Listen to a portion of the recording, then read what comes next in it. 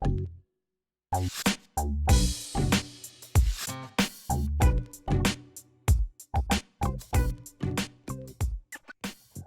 to Ask the Experts. We're asking an expert in the mortgage industry now about home loans, which happen to be on the crazy side right now. Welcome, Keith Collins from Movement Mortgage. Hello, Keith. How you doing, man? Thank you so much. I really appreciate the opportunity to chat here today, man. Well, yeah, I want to get a lot of information from you in a short amount of time. But the first thing I want to ask is just how great are interest rates these days? I know they're incredibly low. Yeah, interest rates are fantastic. That's kind of the hot topic right now, and that's what's obviously generating a lot of the buzz. But interest rates are at levels that we've never seen before. We've got 30-year fixed loans in the twos with really low cost. There's some lenders out there advertising 30-year fixed rates in the ones, but there's 3 and 4 points on those loans. So interest rates are extremely low. Great opportunity to get in and get a home at a time where interest rates have decreased. Or increase affordability, right? Right. And still, when you say in the twos, I almost had like the cartoon eye bug out. It really is crazy. It shocks me sometimes at the rates that we're quoting to people, and it's really cool. Yeah, 30-year fixed loans in the twos, 2.75, 2.875, 2.99. Some of the government stuff is even lower in the lower twos. Government interest rates, when I say government interest rates, it's FHA, VA type financing. Those interest rates are a little bit lower because they actually represent a true market interest rate. Right. Versus the Fannie Mae and Freddie Mac stuff is a little bit higher. Now, for someone who's just wanting to buy a home, yeah, and I always tell them, hey, before you call me, you've got to call a lender, you've got to call a mortgage loan officer. But what's the first thing they should be doing right now? Yeah, absolutely. It's all got to start with the lender, right? The financing is one of the most important parts of it. It determines how much you can buy, what your payment's going to be, and how much you need to come in with. And so I think really getting clear on kind of what you want and what you're looking for. So whenever I start a conversation with a customer, kind of the first 3 things that we go through, and it's more of a hopes and dreams call, but shopping for homes is kind of home entertainment these days. Everybody looks for homes online, whether they're buying a house right now or not. Like, they have some sort of feed coming in where they're looking at properties. And so you usually have a basic understanding of kind of what the home price is based on the type of home that you want and where it is. So have that established. We're looking for 350, 450, $700,000 homes, but kind of have that idea. And then a monthly budget.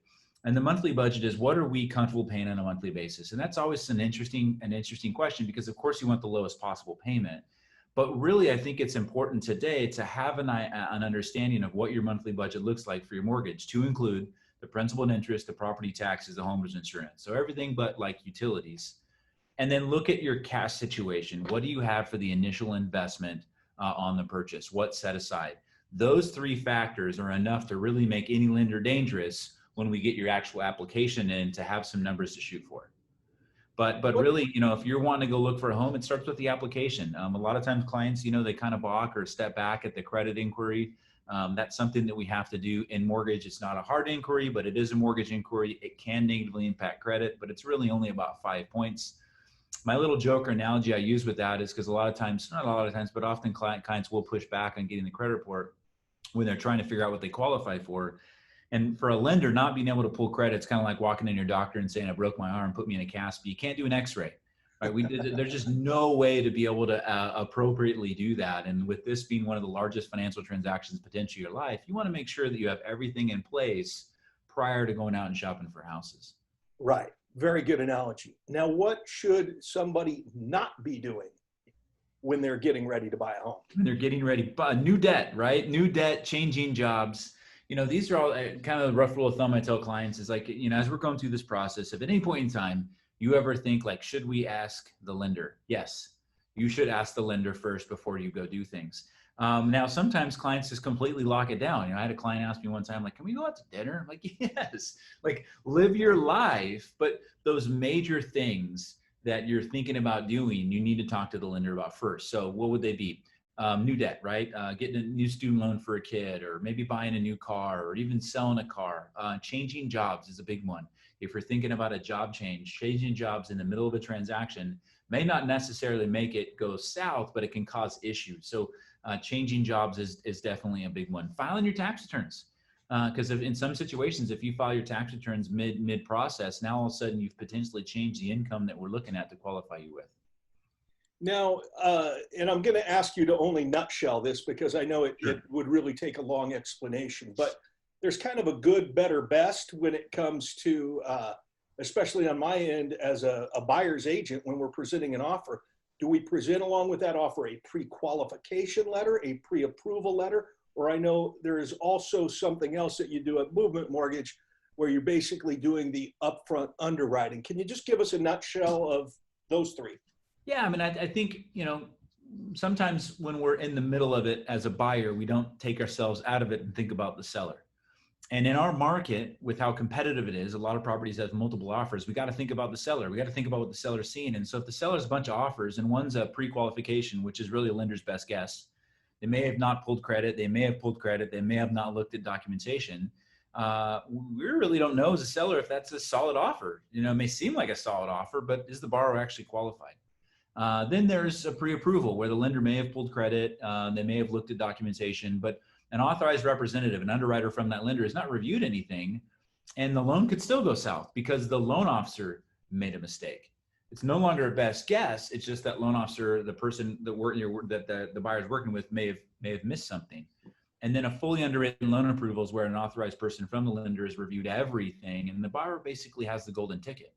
And so if I'm a seller and I've got three offers, and one's a lender's best guess, one's one where a lender might make some mistake, and the other one is a golden ticket, I'm going to go with the golden ticket. And so I think that's one of those things that customers need to pay attention to, especially in a market that like this, where there's multiple offers on properties that are in great condition and priced well.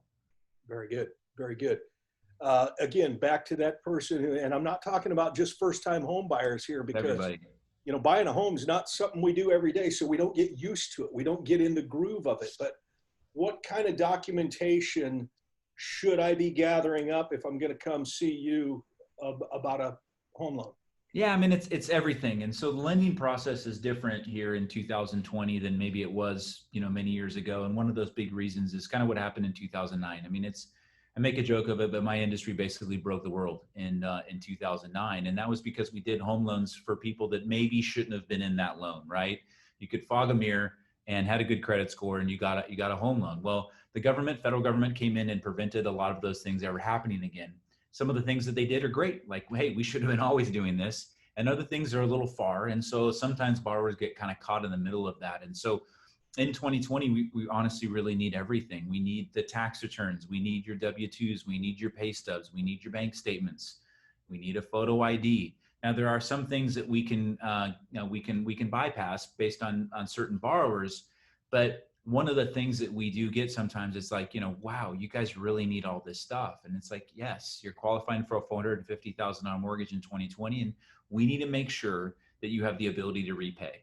And that's really what the federal government has placed on lenders in 2020 is we have to be able to appropriately document the borrower's ability to repay this mortgage. And the only way to do that is through documenting income and assets. And I would say also do the research on the lender, but also the representative of the lender that you're working with, right? Take a moment, go to Google, type in, Keith Collins, Movement Mortgage, and you'll find information about Movement Mortgage and you'll find information about Keith Collins. And so, and there's a bit of faith and trust that has to come into that we're not asking for things that we don't need. I don't want to just ask for stuff because it's fun. I want to make this an enjoyable process for customers. And I think we're painting a picture too, where we're asking for a lot and it seems like a really hard thing. It can be light and enjoyable, but we also have to understand that, you're potentially getting a $300,000, $400,000, $500,000, $600,000 loan and banks are going to ask questions. Right. And we just have to get through it, but no one's trying to put you through the ringer just because they want to put you through the ringer, right? Exactly. We'd have to gather documentation up. And if you really take a step back and think about the what we're asking for, it's typically going to make sense as to why we're asking for it. Very good. And you just brought up something that I didn't have in my list of prepared questions, but for someone who is shopping for a home loan, because you are technically shopping, what should people look for, whether they're a first-time buyer or not? What should people look for in a mortgage loan officer? Yeah, I mean, reputation is definitely one of those things. I mean, you're handling the largest financial transaction of your life. And, I think, unfortunately, our industry has done a really poor job in teaching the consumers how to shop for a mortgage. And what we've told the customers to shop for a mortgage is to shop by the interest rate. And I don't want to take away from the interest rate is important. I think the interest rate is extremely important, but I potentially think strategy is as important, but also the ability to close that home loan. If a lender's quoting an interest rate that's too good to be true, it probably is.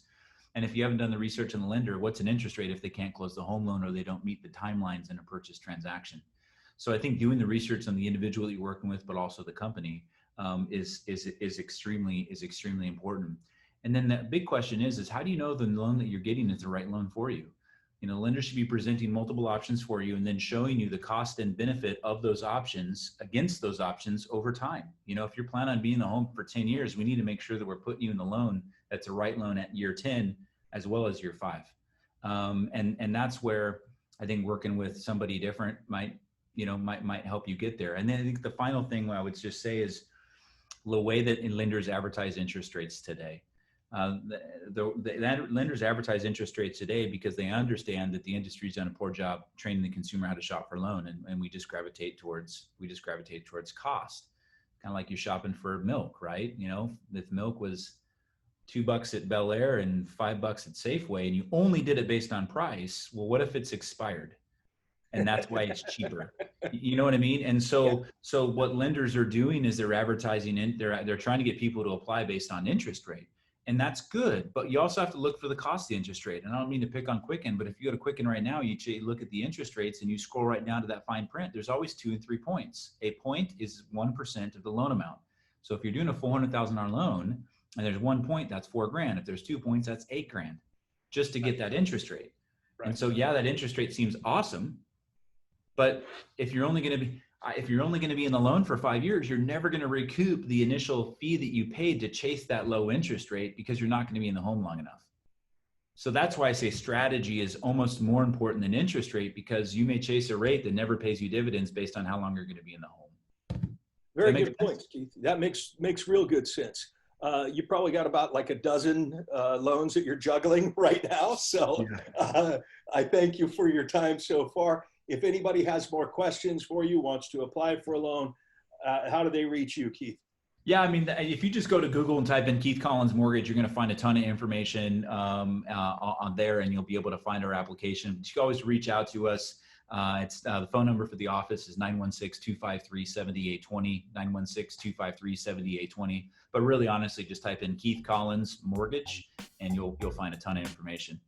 Great. We got some great expert advice today from Keith Collins of Movement Mortgage. Thank you so much, Keith. Thank you, sir. I really appreciate the opportunity. Have a blessed one.